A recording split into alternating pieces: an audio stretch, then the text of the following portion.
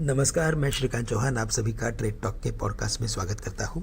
आज सबसे पहले हम ग्लोबल मार्केट्स की तस्वीर को देखेंगे और साथ ही साथ हमारे निफ्टी और कुछ एक स्टॉक्स के ऊपर भी हम चर्चा करेंगे।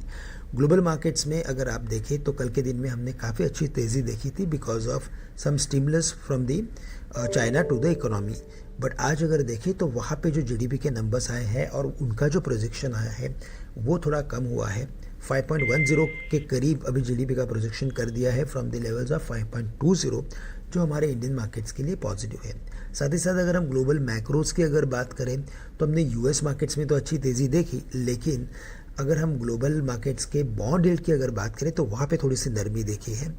फ्रॉम 4.23 अभी 4.18 हो चुका है बॉन्ड यील्ड, और जो डॉलर इंडेक्स है वो 104.20 से अभी 103.90 हो चुका है, तो थोड़ी सी वहाँ पे नरमी देखने मिली है। अभी ये दोनों फैक्टर्स हमारे मार्केट्स के लिए शॉर्ट टर्म में पॉजिटिव है। अच्छा, इसके अलावा अगर हम बाकी मार्केट्स की अगर बात करें तो वहाँ पे थोड़ी सी अनचेंज सॉर्ट ऑफ एक्टिविटी है, लेकिन अगर हम हमारे निफ्टी के गिफ्ट निफ्टी की बात करें तो वहाँ पे कुछ हमें अनचेंज्ड सॉर्ट ऑफ एक्टिविटी देखने मिल रही है, और उसका सबसे बड़ा रीज़न यही है कि एफआईएस की लगातार बिकवाली।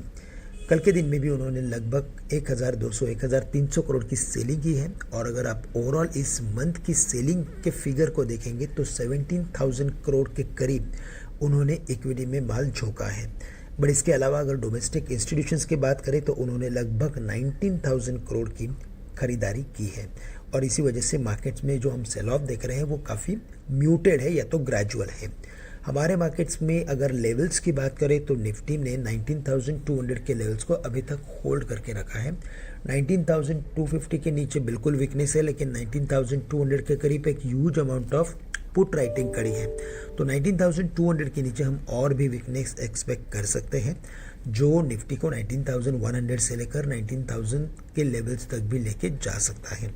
तो 19,200 के नीचे हमें निफ्टी में शॉर्ट करके चलना है। स्टॉप लॉस रखेंगे 19,270 का।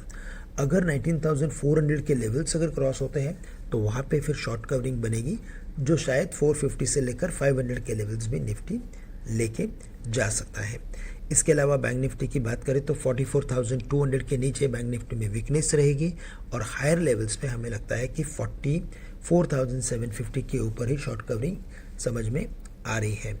इसके साथ साथ अगर हम स्टॉक्स की बात करें तो कल के दिन में हमने सीमेंट, फर्टिलाइज़र, रेलवे कंपनीज में अच्छी खासी तेज़ी देखी। सीमेंट में स्पेसिफिकली हमें लगता है कि दालमिया भारत और साथ ही साथ एसीसी, यहाँ पे कुछ मोमेंटम पॉजिटिव बन रहा है, तो लेवल बेस्ड ट्रेडिंग वहाँ पे की जा सकती है। अगर सीमेंट स्टॉक्स के अलावा फर्टिलाइजर्स की बात करें तो वहाँ पे जीएसएफसी, जीएनएफसी, यहाँ पे मोमेंटम तेज़ी का बना हुआ है, और रेलवेज़ में टेक्निकली हमें लगता है कि RITES, RailTel as well as हम आईआरसीटीसी जैसे स्टॉक्स के ऊपर फोकस कर सकते हैं।